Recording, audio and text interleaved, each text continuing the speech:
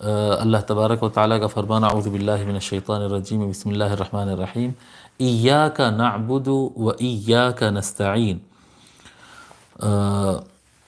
ہم تیری ہی عبادت کرتے ہیں اور ہم تجھ سے ہی مدد مانگتے ہیں، تیری ہی بندگی کرتے ہیں، تیری ہی عبادت کرتے ہیں۔ اس سے متعلق ہم کافی تشریح کر رہے تھے اور اس کے اندر ہم بتائے کہ وجود جو ہوتا ہے، ایگزسٹنس، یہ ایاک نستعین، ایاک نعبد کے بارے میں بتا دیا کہ اللہ تبارک و تعالی اس بات کی ہرگز اجازت نہیں دیتا کہ کسی اور کی عبادت ہو، عبادت صرف اللہ تعالیٰ کی ہوگی، اللہ تبارک و تعالیٰ کے علاوہ کسی کی عبادت نہیں ہوتی۔ اور ایک بندے کا جو جھکنا ہوتا ہے، اس کے جھکنے کی انتہا کو عبادت کہتے ہیں، یہ بھی ہم بتا چکے کہ کسی کے ادب اور احترام میں کوئی آدمی جھکتا ہے، اور اگر بہت زیادہ جھک جائے، سامنے والے کی عظمت کو لامحدود عظیم سمجھے، ان لمیٹڈ اس کی گریٹنس کو اور اس کی عظمت کو مانے، اور خود کو اس کے سامنے بالکل کچھ نہیں ہے اس طرح سے وہ مکمل جھک جائے کہ وہ سب کچھ ہے اور میں کچھ بھی نہیں ہوں، اور اس کے سامنے مکمل طریقے سے جھک جانا ہوتا ہے، تو جو مکمل طریقے سے مکمل تذلل اور خضوع اور مکمل جھکنا ہوتا ہے، اس کو کہتے ہیں عبادت، اس کو اپنے آپ کو اس کے حوالے کر دیتے، تو یہ ہوتی ہے عبادت۔ پھر ہم بتائے تھے کہ وجود کے تین قسمیں، وجود جو ذکر کیا جاتا ہے، ایک واجب الوجود ہے جس کا ہونا یقینی ہے، اور ایک ممتنع الوجود ہے جس کا نہ ہونا یقینی ہے، وہ ہوتا ہی نہیں ہے، اور تیسری چیز جو ہے وہ ہے ممکن الوجود، ممکن الوجود نہیں بھی ہو سکتا ہے، ہو بھی سکتا ہے، پہلے نہیں تھا اب ہے، بعد میں نہیں رہے گا، جی اس طرح سے اس کے ساتھ ہوتے رہتا ہے۔ تو ممتنع الوجود کی تو گفتگو ہی نہیں رہتی ہے۔ اب ہو گیا ہے ممکن الوجود، واجب الوجود ہم بتائے، واجب الوجود اللہ تبارک و تعالیٰ کی ذات ہے، بس اللہ تبارک و تعالیٰ واجب الوجود ہے، وہ ہے اور ہے بس۔ اور ممکن الوجود اللہ تعالیٰ کے علاوہ کائنات میں جو کچھ نظر آتا ہے، جو کچھ موجود ہے، جو چیز اللہ تعالیٰ کے علاوہ جتنی بھی چیزیں ایگزسٹ کرتی ہیں وہ اور جو ایگزسٹ کر چکی ہیں یا فیوچر میں کرنے والی ہے، اللہ تعالیٰ کے علاوہ جو بھی ہے یہ سب ممکن الوجود ہے۔ اور یہ بھی بتایا کہ ممکن الوجود کیونکہ اس کا وجود اس کا خود کا ذاتی نہیں ہوتا ہے، اللہ تعالیٰ واجب الوجود ہے، اللہ تبارک و تعالیٰ کی وجہ سے اس کا وجود ہوتا ہے، ان کا وجود ممکن الوجود کا، یعنی ساری کائنات، انسان ہو، جانور ہو، پتھر ہو، درخت ہو یا پلانٹس ہو، جنات ہو، ارواح ہو، فرشتے ہو، جو بھی ہے اس کا وجود اللہ تعالیٰ سے رہتا ہے، اللہ تبارک و تعالیٰ کی وجہ سے۔ جب تک اللہ تبارک و تعالیٰ اس کو وجود بخشتا ہے، جب تک اللہ تبارک و تعالیٰ کی امداد حاصل رہتی، اس وقت تک وہ موجود ہوتا ہے۔ جس لمحے امداد رکتی ہے اس وقت وہ فنا ہو جاتا ہے اور وہ عدم ہو جاتا ہے، ختم ہو جاتا ہے۔ اب شرک کیا ہے؟ یہ سب تشریح کیوں کرنا پڑ رہا ہے؟ ایاک نستعین، تیری ہی عبادت کرتے ہیں، یہ بات واضح ہو گئی، تجھ سے ہی مدد مانگتے ہیں۔ اس کو بہت سارے لوگ یہ سمجھ لیے کہ اگر کوئی ولی کے بارے میں کچھ کہہ دے یا علی مدد کہہ دے یا غوث اعظم کہہ دے تو فوراً وہ شرک ہو جاتا ہے۔ کوئی قبر کی زیارت اگر کر لے، کوئی درگاہ شریف کی زیارت کر لے تو وہ شرک ہو جاتا ہے۔ وہ پتہ نہیں کیا، یعنی یہاں تک تو ابھی ختم ہو گیا یہ، لیکن ہمارے بچپن کی بات بتا رہا ہوں میں، جی ایسا سلام کرتے ہیں نا، یہ ہمارے دکن میں اور ہندوستان کے رواج میں، خصوصاً دکن کا جو علاقہ ہے، حیدرآباد کا علاقہ ہے، السلام علیکم کہتے ہیں۔ تو اگر کوئی ایسے السلام علیکم کہے تو بتائے کہ یہ شرک کا عمل ہو گیا۔ یہ ایون رواج ہے، یہاں کے رواج میں کیا ہے، جب ہاتھ ملاتے ہیں تو دو ہاتھ سے ملاتے، تھوڑا سا جھک کر ملاتے ہیں، یعنی سارے کو ریسپیکٹ دینا ہوتا ہے۔ تو یہاں تک بھی بتا دیے کہ بھئی یہ جھکنا بھی شرک ہو جاتا، یہ ذرے ذرے میں شرک پیدا کر دیتے۔ تو اب حضرت اس میں سمجھاتے ہیں ایاک نستعین، ہم تجھ ہی سے مدد مانگتے ہیں۔ کیا یہ اللہ کے علاوہ کسی سے کوئی مدد مانگے تو فوراً مشرک ہو جاتا ہے؟ جی تو پھر استاد سے طالب علم کیسے مانگے گا؟ ماں سے بچہ کھانا کیسا مانگے گا؟ جی باپ سے بیٹا جو ہے جیب خرچ کیسا مانگے گا؟ پھر یہ تو دوست سے کچھ مانگ نہیں سکتا ہے، پیسے والے سے آپ قرض نہیں مانگ سکتے ہیں، باس سے تنخواہ نہیں مانگ سکتے۔ اگر مانگنا سرے سے شرک ہو گیا تو پھر سمجھنا پڑے گا کہ کون سا مانگنا شرک ہے اور کون سا مانگنا شرک نہیں ہے۔ تو فرماتے ہیں شرک کیا ہے؟ اللہ کے صفات خاصہ میں سے کسی کو، بندے کا شرک کیا ہے؟ اللہ کی صفات خاصہ کو کسی بندے میں موجود ماننا۔ جو اللہ کی صفت ہے، جو اللہ تبارک و تعالیٰ کی صفت ہے، اللہ تعالیٰ کی صفات کیا ہے؟ اللہ تعالیٰ کی صفات ذاتی ہے۔ اللہ تعالیٰ کی حیات اس کی ذاتی ہے، علم اس کا ذاتی ہے، قدرت اور طاقت اس کی اپنی ذاتی ہے۔ تو کسی کے اندر اللہ کی صفت کسی کے اندر ہے، یہ سمجھنا یہ شرک ہے، یہ شرک ہے جی۔ کیونکہ اللہ تعالیٰ کی صفات ذاتی ہے، اللہ تعالیٰ کی صفات ذاتی ہے۔ اچھا اب غور کرتے ہیں ہم، اللہ تعالیٰ حی ہے جی، اللہ لا الہ الا هو الحی القیوم، حی، اللہ تعالیٰ زندہ ہے تو ہم بھی زندہ ہے جی۔ اللہ تعالیٰ کے پاس قدرت ہے، یہ دیکھو قدرت ہے ہمارے پاس، ہم بھی اٹھا لیتے، دیکھو یہ ہمارے پاس بھی قدرت ہے، یہ کتاب اٹھانے کی قدرت ہے میرے۔ آپ لوگ سے ہی پوچھتے ہیں کہ بھئی کیا آپ یہ بیگ اٹھا لے سکتے ہیں کیا؟ ہاں بھئی میں اٹھا لے سکتا ہوں۔ آپ اتنے سیڑھی چڑھ جا سکتے ہیں؟ ہاں چڑھ جا سکتے ہیں۔ قدرت ہے، قدرت، استطاعت رکھنا، یہ کام کرنے کی طاقت اور ایبیلٹی رکھنا، ہاں اس یہ قدرت ہے، اتنا کر سکتے ہیں۔ کیا یہ بات کا آپ کو علم ہے؟ ہاں علم ہے، آپ کے پاس علم ہے، آپ کے پاس حیات ہے، آپ کے پاس قدرت ہے، آپ لوگوں پر رحم کرتے ہیں، آپ لوگ سے بدلہ لیتے ہیں، آپ کو غصہ آتا ہے، آپ انصاف کرتے ہیں، یہ سارے کام تو اللہ تعالیٰ کے ہیں جی، اللہ تبارک و تعالیٰ کے۔ تو پھر فرق کیا ہوا؟ فرق یہ ہے کہ اللہ تبارک و تعالیٰ کے اندر جو طاقتیں ہیں، اللہ تعالیٰ کی جو طاقتیں ہیں، وہ ساری کی ساری طاقتیں ذاتی ہے، واجب الوجود طاقتیں ہیں، وہ طاقتیں ہیں جو ہمیشہ سے ہے، ہمیشہ رہے گی، ہمیشہ سے ہیں جی، پاسٹ میں بھی تھی، فیوچر میں بھی ہے، اور کیا کہتے ہیں پریزنٹ میں بھی ہے، اور فیوچر میں بھی رہے گی، ہر زمانے میں وہ ہے، اور زمانہ پیدا ہونے سے پہلے سے بھی ہے وہ، اس کو رہنے کے لیے زمانے کی ضرورت نہیں ہے۔ لیکن ہمارے اندر جو طاقت ہے جی، ایک بچہ رہتا ہے اس کے اندر 4 کلو اٹھانے کی طاقت نہیں رہتی ہے، نوجوان ہوتا ہے 50 کلو 100 کلو، ابھی حال میں اولمپک ہوا ہے، 100 کلو نوجوان اٹھا لیتے ہیں جی۔ اس کے بعد پھر بڑھاپا آ جاتا ہے تو پھر خود اپنے سے چائے کا کپ بھی نہیں اٹھایا جاتا ہے، ہاتھ کانپتا ہے چائے کا کپ اٹھانے، اس کے بعد ختم ہو جاتا ہے۔ تو طاقت نہیں تھی، پھر طاقت آ گئی، پھر طاقت چلے گئی جی۔ اسی طرح سے حیات نہیں تھی، حیات آ گئی، حیات چلے گئی۔ ہر طاقت اس کے بعد سمع ہے، سننے کی طاقت ہے، دیکھنے کی طاقت ہے، بولنے کی طاقت ہے، جتنی طاقتیں ہیں یہ طاقتیں نہیں تھی، ہیں اور چلے گئی۔ یہ ممکن الوجود ہے۔ تو اگر کسی کے اندر کیوں ممکن الوجود کیوں ہے یہ؟ کیونکہ یہ عطائی ہے، کسی اور کے دینے سے، اللہ کے دینے سے ہے، کیونکہ اللہ تعالیٰ دیا ہے۔ اب اللہ تبارک و تعالیٰ جب کسی کو ایک طاقت دیا ہے، اب اس کے اندر طاقت ہے ماننا یہ شرک نہیں ہوگا جی۔ آپ اس لیے کسی سے بھی کچھ مانگ لیتے ہیں جی، مجھے ذرا پانی لا کر دے دو، ذرا تھوڑا مدد کر دو بھائی، تھوڑا پرابلم میں، ہاں مدد کرو بولے، اللہ تعالیٰ کے علاوہ دوسروں کو مدد کرو بولے، شرک ہو گیا، شرک ہو گیا؟ نہیں، شرک نہیں ہوا۔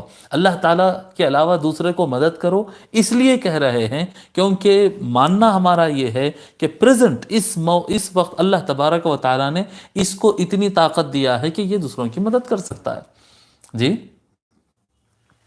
یہ دوسروں کی مدد کر سکتا ہے۔ اب ہماری ملکیت میں کئی چیزیں رہتے ہیں، مالک تو اللہ ہے، ہر شے کا مالک اللہ ہے، پھر کیا کریں گے؟ ہر شے کا مالک اللہ تبارک و تعالیٰ ہے، تو پھر کیسا کریں گے؟ یعنی اب اپنی کوئی چیز کو اپنی نہیں ہے بولیں گے، یہ کپڑے میرے ہیں نہیں بولوں گا میں، یہ گھر کا مالک ہے، میں یہ نہیں کہوں گا میں یہ گاڑی کا مالک ہوں، میں یہ گھر کا مالک ہوں، میں یہ ٹوپی کا مالک ہوں، نہیں کہوں میں جی یہ ٹوپی کا مالک اللہ ہے کہتا پھروں جی، ایسا تو نہیں ہوگا نا جی۔ ملکیت دیکھو، اللہ تبارک و تعالیٰ فرمایا قل اللہم مالک الملک تؤتی الملک من تشاء۔ اللہ تبارک و تعالیٰ قرآن کریم میں سورہ آل عمران میں اللہ تعالیٰ فرماتا ہے اے محبوب کہہ دو ان سے کہ اللہ مالک الملک، ایسے پکارو، یعنی اللہ کو پکارنے کا طریقہ بتایا، قل اللہم مالک الملک، اے اللہ تو مالک الملک ہے، ساری چیزوں کا تو مالک ہے، جتنے چیزیں ملکیت ہے وہ ساری چیزوں کی ملکیت تیری ملکیت ہے، تو ہی ان تمام چیزوں کا مالک ہے۔ تؤتی الملک من تشاء، اللہ تعالیٰ مالک حقیقی ہے، وہ اپنی مرضی سے کسی کو مالک بھی بنا دیتا ہے۔ تو اللہ تبارک و تعالیٰ شفا دیتا ہے، اور اللہ تبارک و تعالیٰ چاہے تو شفا دینے والا بنا دیتا ہے۔ اللہ تبارک و تعالیٰ سنتا ہے، السمیع البصیر، سننا اور دیکھنا اصل طاقت تو اللہ تعالیٰ کی ہے، انہ هو السمیع البصیر، بے شک وہی سننے والا ہے اور وہی دیکھنے والا ہے۔ تو ہم اندھے ہیں سب؟ تو کہیں گے نہیں ہم اندھے نہیں ہیں، پھر ہم اندھے ہیں بہرے ہیں؟ نہیں، ہم اندھے اور بہرے نہیں ہیں، ہم بہرے اور اندھے نہیں ہیں۔ کیوں؟ کیونکہ وہ جو سنتا ہے وہ دوسرے کو سننے والا بھی بناتا ہے، وہ جو دیکھتا ہے وہ حقیقت وہی دیکھنے والا ہے، لیکن وہ اپنے دیکھنے کے فیضان سے اور وہ قوت سے اللہ تبارک و تعالیٰ کسی اور کو بھی دیکھنے والا بنا دیتا ہے۔ جی وہ بصیر ہے، وہ بصارت کی طاقت دوسروں کو دیتا بھی ہے۔ تو جس کو دیتا ہے وہ پہلے بصیر نہیں تھا، وہ دیکھنے والا صاحب بصر نہیں تھا، وہ دیکھنے کی طاقت نہیں رکھتا تھا، اللہ تعالیٰ کے دینے سے وہ دیکھنے والا بن گیا۔ پھر اللہ تعالیٰ جس وقت وہ طاقت کو روک لے گا وہ پھر اندھا ہو جائے گا، دوبارہ وہ دیکھنے کے لائق نہیں رہے گا۔ ٹھیک ہے، بت پرست جو ہوتے ہیں، حضرت قبلہ لکھتے ہیں بحر العلوم رحمۃ اللہ علیہ، بت پرست جسے کہتے ہیں، یہ بت پرست یعنی مورتی پوجا کرنے والے، اللہ کے علاوہ دوسروں سے شرک کرنے والے، یہ لوگ کیا کرے، ہر طاقت کا ایک خدا بنا لیا، ہر طاقت کا ایک بھگوان۔ یہ عرب میں بھی تھا، یہ جو ہم سنتے نا مشہور کہ مکہ مکرمہ میں 360 بت بیٹھے ہوئے تھے، 360 بت تھے الگ الگ، 360 مندر تھے کہیں آپ، یا 360 مورتیاں بیٹھے ہوئے تھے اس کے اندر۔ تو ایک ہوتا وہ بارش کا خدا، ایک ہوتا سورج کا خدا، ایک ہوتا جنگوں کا خدا، ایک ہوتا اولاد کا خدا، ایک ہوتا بزنس کا خدا۔ اور یہ چیز آج ہم جو ہے ہندوستان کے اندر اور دیگر شرکیہ ممالک میں ہم یہ چیز دیکھتے ہیں کہ الگ الگ خدا رہتے ہیں، یہ کھیتوں کے خدا ہوتے، وہ بارش کے خدا ہوتے، وہ اسپرنگ کے خدا ہوتے، وہ بدلہ لینے کے خدا ہوتے، وہ کیا کہتے ہیں پیسوں کے خدا ہوتے، یہ الگ الگ خدا ہوتے ہیں۔ جی یہ سارے لوگ الگ الگ خدا مانتے۔ جب ان سے کہا گیا ایک ہی خدا ہے، خدا ایک ہے، جب اللہ کے رسول صلی اللہ علیہ وآلہ وسلم اعلان فرمائے نہیں کوئی خدا نہیں ہے، خدا صرف ایک ہے، جو ملتا ہے سب ایک کی طرف سے ہی آتا ہے، یعنی بارش کرانے والا بھی وہی اللہ ہے، زندگی دینے والا بھی وہی اللہ ہے، جنگ جتانے والا بھی وہی اللہ ہے۔ جب ایک اللہ کی طرف وہ بتائے کہ اللہ ایک ہے اور اللہ کے علاوہ کوئی اور الہ اور خدا نہیں ہے، تو انہوں تعجب میں پڑ گئے۔ انہوں نے کہا اجعل الآلہۃ الہا واحدا ان ھذا لشیء عجاب، یہ سارے الہوں کو، سارے خداؤں کو ایک خدا بنا دیا، عجیب بات ہے، یہ بہت بہت بڑی تعجب کی بات ہے کہ سارے کام ایک ہی خدا کے اوپر ڈال دیے اور سارا کا سارا جو ہے وہ اسی کی طرف منسوب کر دیے۔ ان کو بہت تعجب ہوا ہے۔ دیکھیے مسئلہ یہ ہے کہ اللہ تبارک و تعالی ساری قوتیں اور ساری حیات اور سارا وجود عطا کرنے والا، تخلیق کرنے والا، اور ساری طاقتیں، ساری قوتیں صرف اللہ تبارک و تعالی کی ہی ہیں۔ اللہ تبارک و تعالی الگ الگ اسباب بنایا، اللہ تبارک و تعالی اسباب الگ الگ بنایا، ذریعے الگ الگ بنایا ہے، لیکن ذات ایک ہی ہے، دینے والی ذات ایک ہی ہے۔ جب اللہ تبارک و تعالی کو شفا عطا کرنا ہوتا، اللہ تبارک و تعالی نظام شفا، بیماروں کو شفا دینے کا نظام کارپینٹر یا لوہار یا کرانہ سٹور والے کے پاس نہیں رکھا، اللہ تبارک و تعالی شفا دینے کا نظام ڈاکٹر کے پاس رکھا، مطب میں، حکیم خانے میں اور دوا خانے میں، ہاسپٹل میں رکھا اللہ تبارک و تعالی، وہاں سے اللہ تبارک و تعالی شفا دیتا ہے۔ کرانہ سٹور والے کے دروازے سے اور اس کے شٹر میں سے اللہ تبارک و تعالی رزق عطا کرتا ہے۔ جی اللہ تبارک و تعالی رزق عطا، تو اللہ تبارک و تعالی اپنے جو عطا کرنا ہے اس کے چینلز بنا دیے ہیں۔ یہ جو چینلز ہے یہ چینلز اسباب ہے، یہ چینلز اسباب ہے، اور اللہ تبارک و تعالی ان اسباب کا محتاج نہیں ہے، ان چینلز کا محتاج نہیں ہے۔ کئی مرتبہ ان کو چھوڑ کر دوسرے راستوں سے جو ہے وہ اپنا فیض عطا کر دیتا ہے بندے کو جو عطا کرنا ہے۔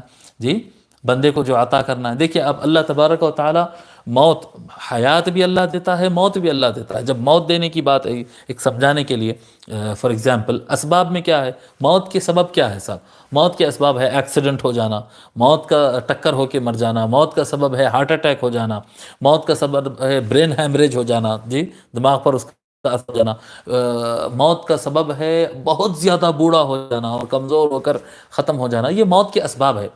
جی یہ اس وجہ سے انتقال ہوا، اس وجہ سے انتقال ہوا، اس وجہ سے انتقال ہوا۔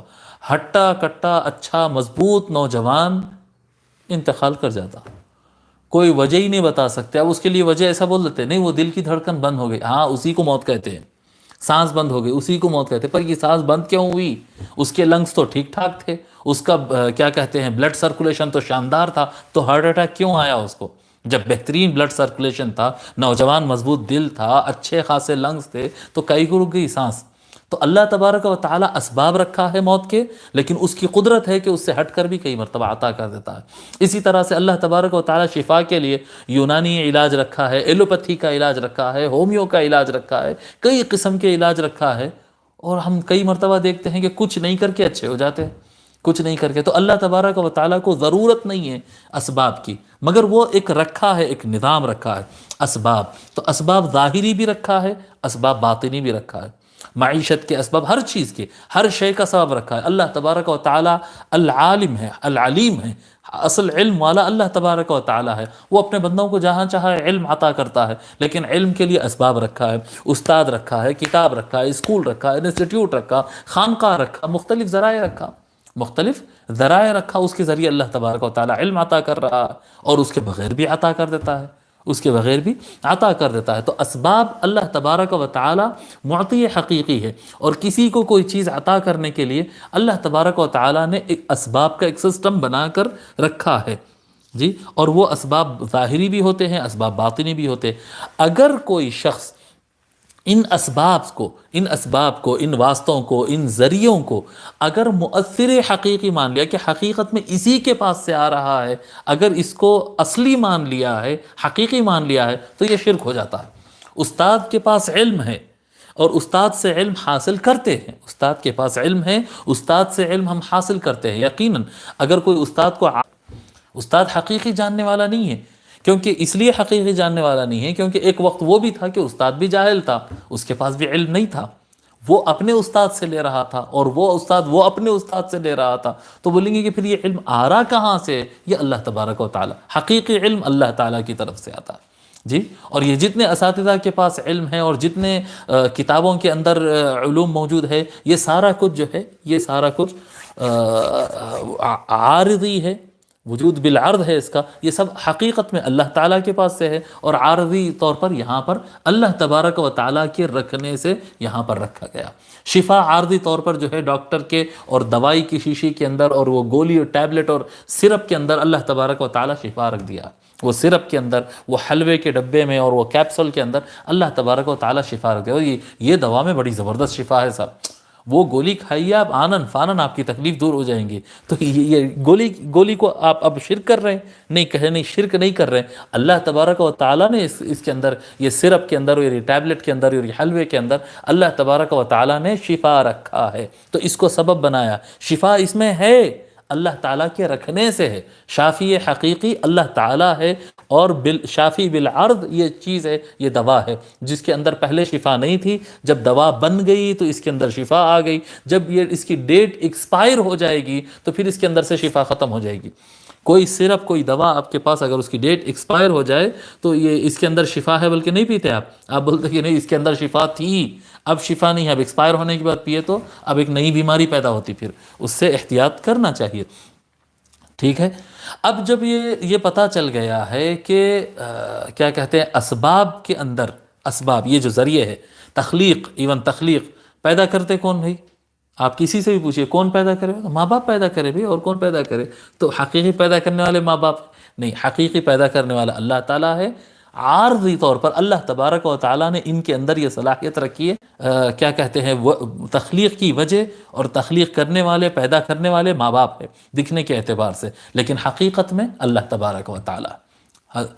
اب بعض لوگ یہ مانتے ہیں، بعض لوگ ایسا سمجھتے ہیں کہ نہیں، کیا کہتے ہیں، زندوں کی طرف نہیں کرنا، زندوں کی طرف کر سکتے ہیں، زندوں سے مدد مانگ سکتے ہیں، لیکن جن کا انتقال ہو گیا ان سے مدد نہیں مانگ سکتے، جن کا انتقال ہو گیا ان سے مدد مانگنا یہ شرک ہو جاتا ہے، یہ بالکل غلط ہو جاتا ہے، یہ نہیں کرنا چاہیے۔ زندہ سے کر سکتے ہیں، زندہ سے مانگ سکتے ہیں۔ بھائی صاحب، شرک ہوتا ہے، آپ زندہ سے کہیں تو بھی شرک ہوتا ہے، اگر زندہ انسان کو حقیقت میں دینے والا مان لیے تو بھی شرک ہو جاتا ہے، اور مرے ہوئے انسان کو بھی حقیقت میں دینے والا مانے تو بھی شرک ہو جاتا ہے، اگر حقیقت مان رہے ہیں۔ اور اگر حقیقت نہیں، اللہ کے دینے سے دے رہا ہے جی، اگر یہ مانتے ہیں اللہ کے دینے سے وہ ہم کو دینے والا بن رہا ہے، دینے کی طاقت رکھتا ہے، اگر یہ مان رہے ہیں تو آپ زندہ کو مانیں تو بھی شرک نہیں ہوگا، اور انتقال کر جانے والے کی قبر پہ بھی جا کے آپ مانگ رہے ہیں تب بھی شرک نہیں ہونے والا ہے، کیونکہ مان رہے نہیں آپ اس کو حقیقت میں دینے والا،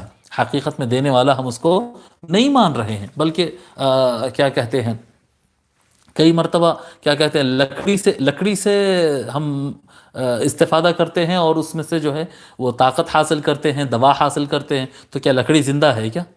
لکڑی زندہ ہے کیا؟ نہیں، لکڑی زندہ نہیں ہے، لکڑی تو مردہ ہے. تو پھر مردے سے آپ کو شفا مل رہی نا جی، مردے سے آپ کو طاقت مل رہی نا، مردے سے آپ کو روزی روٹی مل رہی ہے نا جی. تو یہ زندہ اور مردہ کا مسئلہ نہیں ہے. کسی بھی چیز سے آپ کو فائدہ ہو سکتا ہے، کسی بھی چیز سے آپ فائدے کی توقع، فائدہ اور نقصان کی توقع کسی سے بھی رکھ سکتے ہیں آپ، یہ مانتے ہوئے کہ اللہ تعالیٰ نے اس کے اندر یہ چیز رکھی ہے.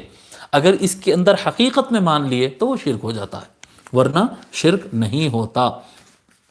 اب چند سوال ہے یہاں پر، وہ سوالات کی آج ہم تشریح کر دیتے ہیں. اور جیسا کہ میں بتایا کہ ایاک نستعین پر حضرت بحر العلوم رحمۃ اللہ علیہ بہت زیادہ لکھے ہیں. ہم یہ سارا اب یہاں پر نہیں پڑھ سکتے ہیں. اتنا لکھے ہیں حضرت کہ اگر اس کو اختصار کے ساتھ بیان کیا جائے ایاک نستعین کے اوپر، تو اختصار کے ساتھ اگر بنائیں گے تو یہ چند ایپیسوڈ کی سیریز بنے گی، ایاک نستعین پر. اور اگر اس کو اگر تفصیل سے بیان کریں گے تو باضابطہ ایک کتاب بن جاتی ہے. تو ہم کیا کرتے ہیں، آج ابھی 4 5 6 کتنے 7 8 منٹ ہمارے بچے ہوئے ہیں، اس کے اندر جتنا بیان ہوتا ہے انشاءاللہ تعالی مختصراً کر لیتے ہیں اور بات کو مکمل کرتے ہیں، اور کل سے اگلی آیت کی طرف چلے جاتے ہیں. باقی جو اس کے اندر مضمون حضرت قبلہ رحمۃ اللہ علیہ ایاک نستعین پر لکھا، انشاءاللہ تعالی میں اس کے الگ سے ایک سیریز ریکارڈ کرا دوں گا تفسیر سے ہٹ کر، کیونکہ یہ بہت زیادہ ڈیٹیل ہو جا رہی ہے. تو انشاءاللہ تعالی ہم اس کے الگ سے ہٹ کر ایک سیریز الگ سے ریکارڈ کر دیں گے. حضرت سمجھا رہے ہیں یہاں پر چند سوال قائم کرتے ہیں. پہلے سوال کرتے ہیں کہ کیا انسان مرتے ہی کیا کہتے ہیں، نہ اہل دنیا کو دیکھتا ہے نہ ان کی سنتا ہے؟ یہ جو کہتے ہیں نا کہ کسی قبر پہ جا کر اس سے مدد مانگے، جو سرکار غریب نواز کے قبر پر جا کر، ان کے مزار پر جا کر اگر کوئی مدد مانگتا ہے، کوئی ولی اللہ سے مدد مانگتا ہے تو شرک ہو جاتا ہے. تو یعنی انتقال ہوتے یہ لوگ اس طرح سے کہنے والوں کا یہ ماننا ہوتا ہے کہ جن کا انتقال ہو گیا، نہ انہوں ہمارے کو دیکھتے نہ انہوں ہمارے کو سنتے جی، نہ ہمارے کو نہ سن سکتے ہیں نہ ہمارے کو دیکھ سکتے ہیں. لیکن یہ تو اسلامی عقیدے کے خلاف ہے جی، یہ تو ہمارے وہابی بھائیوں کا بنایا ہوا عقیدہ ہے، یہ اسلام کا عقیدہ تو نہیں ہے. اچھا، وہابی عقیدہ الگ ہے، اسلام کا عقیدہ الگ ہے. ہاں عقیدہ الگ ہے. دیکھیے کیوں، اس لیے کیونکہ رسول اکرم صلی اللہ علیہ وآلہ وسلم خود عمل کیے اور مسلمانوں کو حکم عطا کیے ہیں کہ جب بھی قبرستان جاؤ تو قبر والوں کو سلام کرو، السلام علیکم یا اہل القبور. اگر نہیں سن رہے ہیں تو سلام کس کو کر رہے ہیں بھائی جی؟ نبی اکرم صلی اللہ علیہ وآلہ وسلم کیوں فرما رہے ہیں ان کو سلام کرو؟ سلام کس کو کرتے ہیں جی؟ پہاڑ کو سلام کرتے کیا جی؟ پہاڑ نہیں سنتا. دیوار کو سلام کرتے ہیں، دیوار نہیں سنتی ہے. جو سنتا اس کو سلام کرتے. انسان سامنے نظر آئے تو سلام کریں گے، اگر انسان نظر نہیں آئے تو سلام کیسے کریں گے؟ انسان ہے نہیں، کوئی سننے والا نہیں ہے تو سلام کیسے کریں گے؟ تو آپ کہتے ہیں کہ نہیں سلام کرنا چاہیے، کیونکہ کیا کہتے ہیں، صاحب قبر کو سلام پہنچتا ہے، اللہ تعالیٰ ان تک ہمارا سلام پہنچاتا ہے. تو السلام علیکم یا اہل القبور فوراً کہتے ہیں نہیں اللہ چاہا تو پہنچتا صاحب، ہم ڈائریکٹ کرے تو نہیں ہوتا. تو ہم کب بولے جی، ہم کب بولے کہ ڈائریکٹ ہم پہنچا سکتے ہیں؟ ان اللہ یسمع من یشاء. وہ قرآن کی آیت پڑھتے وہ لوگ بڑا چیخ کے پڑھتے. یہ عجیب مسئلہ ہے، یہ لوگ کے اندر شدت رہتی، وہ چیختے بھی بہت بڑے بڑے اسپیکر لگا کے. ان اللہ یسمع من یشاء وما انت بمسمع من فی القبور. اللہ تعالیٰ جسے چاہا سنا سکتا ہے، قرآن میں ہے اللہ تعالیٰ جسے چاہا سناتا ہے، اور آپ نہیں سنا سکتے. قبر کے اندر موجود انسان کو آپ نہیں سنا سکتے. بھائی صاحب، قبر کے اندر موجود انسان کو بھی ہم نہیں سنا سکتے، منہ کے سامنے جو بیٹھا ہوا انسان ہے اس کو بھی ہم نہیں سنا سکتے. ہم بالکل کسی کو بھی نہیں سنا سکتے، ہم کسی کو بھی نہیں سنا سکتے. اللہ تعالیٰ طاقت دیا تو سامنے والے انسان کو بھی سنائیں گے، ہزاروں کلومیٹر دور بیٹھے ہوئے انسان کو بھی سنائیں گے، قبر کے اندر کے انسان کو بھی سنا دیں گے. اگر اللہ تعالیٰ چاہا تو ہم سب کو سنا سکتے ہیں، اور اللہ تعالیٰ نہیں چاہا تو بالکل سامنے بیٹھے ہوئے انسان کو بھی ہم نہیں سنا سکتے. ہم نہیں سنا سکتے. ایسا ہوتا ہے، ہم سنا ہی نہیں سکتے اگر اللہ تعالیٰ نہیں چاہا تو ہم اللہ تعالیٰ کی قدرت کو مانتے ہیں، ہر وقت مانتے ہیں. صرف مردے کے ساتھ یہ لوگ جو سناتے ہیں نا کہ بھئی مردے کو آپ نہیں سنا سکتے، مردے کو آپ نہیں سنا سکتے، تو مطلب زندہ رہے وقت اللہ کی طاقت کی ضرورت نہیں ہے، اللہ کی مدد کی ضرورت نہیں ہے جی. اللہ کی مدد ہر وقت درکار ہے، ہر وقت اس کی ضرورت ہے. جو انتقال کر جائے تو اس کو سنانے کے لیے بھی اللہ کی ضرورت ہے، اللہ کی مدد کی ضرورت ہے، اور زندہ کو سنانے کے لیے بھی اللہ کی مدد کی ضرورت ہے. جب ہم کسی کو سلام کرتے ہیں، کسی سے بات کرتے ہیں، تو ہمارا یہ ایمان ہوتا ہے کہ اللہ انشاءاللہ تعالی ہماری آواز ان تک پہنچائے گا، اور اللہ تعالیٰ ان کو سننے کی صلاحیت دیتا ہے. جہاں پر اللہ تعالیٰ دیتا ہے وہاں پر ہم بات کرتے ہیں. نبی اکرم صلی اللہ علیہ وآلہ وسلم سلام کرنا سکھائے قبرستان جا کر. سلام کرنا سکھائے۔ یہ اس بات کی دلیل ہے کہ اصحاب قبور کیا کہتے ہیں، سنتے ہیں۔ اسی طرح سے کسی کے دل کی بات جان لینا، بھئی آپ کیا کہتے ہیں، کوئی ولی کا آپ واسطہ دے کر آپ دعا کر لے رہے ہیں، بھئی وہ ولی کو کیسا معلوم ہوتا آپ کی یہ ضرورت ہے کیا ہے، کیسا معلوم ہوتا؟ نہیں نہیں، یہ تو دل کی بات تو غیب کی بات ہے صاحب، غیب کی بات ہے، اور غیب کی بات سوائے اللہ تعالیٰ کے کوئی نہیں جانتا، کسی کو پتہ ہی نہیں چلتا آپ کے دل کے ارمان کیا تھے، آپ کسی ولی کو نہیں سنا سکتے۔ اچھا نہیں سنا سکتے، یعنی اللہ کے علاوہ کسی کو نہیں معلوم ہوتا غیب کی بات؟ نہیں معلوم ہوتا صاحب، اچھا نہیں معلوم ہوتا، ٹھیک ہے۔ تو پھر شیطان وسوسہ کیسا ڈالتا؟ شیطان وسوسہ کیسا ڈالتا ہے؟ شیطان کو کیسا معلوم کہ آپ کیا کرنے جا رہے ہیں اور کہاں بھٹکانا ہے؟ بھٹکایا کس کو جاتا ہے؟ اس کو بھٹکایا جاتا ہے کہ جس کے بارے میں پتا ہو کہ یہ راستے پہ چل رہا ہے، یہ راہ چل رہا ہے، اس کو بھٹکانا ہے۔ جی، جو کس راستے پہ ہے، کوئی آدمی دلی کے راستے پر چل رہا ہے اور آپ اس کو قازقستان میں بیٹھ کے دھوکہ دے سکتے ہیں؟ نہیں دھوکہ دے سکتے۔ آپ کو اس کو دھوکہ دینے کے لیے پہلے آپ کو پتہ چلنا پڑے گا کہ وہ کہاں پر ہے، کیا ہے۔ جب انسان کسی نیک کام کا ارادہ کرتا ہے تو شیطان کو پتہ چلتا ہے، تبھی تو وہ اس کے ارادے میں وسوسہ ڈالتا ہے اور اس کو بھٹکانے کی کوشش کرتا ہے۔ سمجھ میں آ رہی بات؟ تو یہ تو بات متفقہ ہے، قرآن و حدیث سے یہ بات ثابت ہے کہ شیطان کو جو ہے، حضرت قبلہ لکھتے ہیں کہ قرآن و حدیث سے یہ بات ثابت ہے کہ شیطان کو پتہ چلتا ہے کہ انسان کے دل میں کیا چل رہا ہے۔ تو اگر یہ یقینی بات ہے، دل بات جو ہے وہ تو غیب ہے، اور اگر یہ غیب ہے اور غیب شیطان کو مان رہے، انا للہ و انا الیہ راجعون، تو کیا شیطان کو خدا مان رہے ہیں؟ خدا کو کیا کہتے ہیں، کہیں گے کہ نہیں نہیں، اللہ تعالیٰ اس کو طاقت دیا ہے کہ وہ جو ہے لوگ کے دلوں کا حال جان سکتا ہے تاکہ وہ دھوکہ دے سکے۔ اچھا اللہ تعالیٰ دیا نا، یعنی اللہ تعالیٰ دل کے حال جاننے کی طاقت اپنے علاوہ دوسروں کو عطا کرتا ہے۔ تو شیطان کے لیے تو آپ دل کی بات جانتا ہے، مان لے رہے ہیں، اور اولیاء اللہ کو آپ شیطان سے کمتر جان رہے ہیں۔ جی، اللہ کے دشمن کو آپ کیا کہتے ہیں، اللہ تعالیٰ اپنے دشمن کو اتنی طاقت دیا ہے کہ وہ دل کی بات جان سکتا ہے، اور اللہ تعالیٰ کے محبوب خاص بندے جن پر اللہ تعالیٰ کا خاص کرم ہے، ان کو اللہ تعالیٰ کچھ نہیں عطا کرتا ہے، وہ کسی چیز کو نہیں جانتے ہیں۔ تو یہ عجیب و غریب بات ہے۔ اگر ہم یہ سمجھتے ہیں کہ فلاں ولی اللہ پہ ہماری حالت منکشف ہے، فلاں ولی اللہ ہماری دل کی بات سنتے ہیں، سمجھتے ہیں، جی وہ ہماری مدد فرما سکتے ہیں، اگر ہمارا یہ ماننا ہے تو اس وجہ سے ماننا ہے کیونکہ ہم کو یہ اس بات کا یقین ہے کہ اللہ تبارک و تعالی یقیناً ان کو یہ طاقت عطا فرمایا ہوگا۔ یہی سوچ کر ایک بندہ ولی اللہ سے اپنے احوال بیان کرتا ہے، یعنی جب وہ ولی اللہ سے کوئی بات کہتا ہے، جب وہ کسی سننے والے سے کچھ کہتا ہے، زندہ کے ساتھ معاملہ کرتا ہے یا انتقال کر گئے شخص کے ساتھ جب بندہ کوئی معاملہ کرتا ہے، تو اس کا یہ یقین ہوتا ہے جی کہ میں مدد ان سے اس لیے مانگ رہا ہوں کیونکہ حقیقت میں ان کے پاس اللہ کی طرف سے امداد آئی ہوئی ہے۔ جی، راشن کی دکان پر آپ جب جاتے ہیں اور راشن حاصل کرتے ہیں تو آپ ہرگز یہ نہیں مانتے کہ یہ راشن جو ہے کسان ہے، اس کے پاس کھیتی ہے یا اس کے پاس گورنمنٹ ہے، یہ نہیں مانتے آپ اس لیے اس سے چاول یا گیہوں یا گیس کا تیل یا جو بھی آپ اس سے مانگتے ہیں، اس لیے آپ اس سے مانگتے ہیں، اس کے خریدتے ہیں، اس کے پاس سے لیتے ہیں، کیونکہ آپ کے پاس یقین ہوتا ہے کہ کھیتوں سے ہوتے ہوئے، گورنمنٹ کے گوداموں سے ہوتے ہوئے اس مال آیا ہے۔ جب آپ کو پتا ہوتا ہے کہ یہ راشن کی دکان پر ابھی گورنمنٹ سے مال آیا ہی نہیں تو آپ اس سے مانگتے ہی نہیں۔ آپ کا مانگنا اس بات پر دلالت کرتا ہے کہ آپ کو یہ آپ کو پتا چلا ہے کہ اللہ کے پاس کیا کہتے ہیں، گورنمنٹ کے پاس سے اس کے پاس مال آیا۔ جب ولی اللہ سے مانگتے ہیں تو ہم ولی اللہ سے مانگتے ہیں، ایک عام مسلمان سے کیوں نہیں مانگتے؟ ولی اللہ سے مانگتے ہیں اس وجہ سے کہ اولیاء بات کرنا، اولیاء اللہ کو سنانا، ارواح طیبہ کی طرف، استغاثہ کی طرف آگے بڑھنا ہے، یہ در حقیقت ایاک نستعین ہی ہے، اللہ تبارک و تعالیٰ سے ہی مدد مانگنا ہے۔